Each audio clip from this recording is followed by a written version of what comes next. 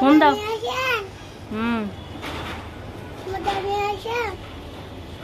আমার মেয়ে এখন ফোন দিচ্ছে তার আব্বুর কাছে।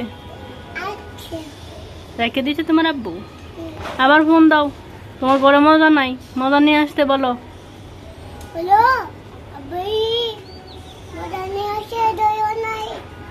ঘরে মজা নাই। আল্লাহ, এখন কি হবে? আর কি নিয়ে আসবে বলো?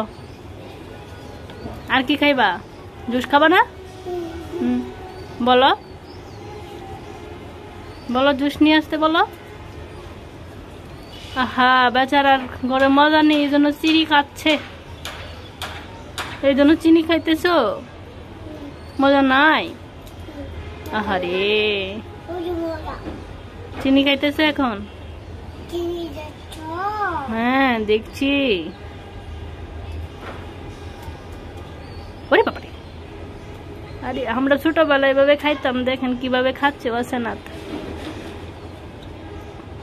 ওরে পাপারে, ওরে পাপারে।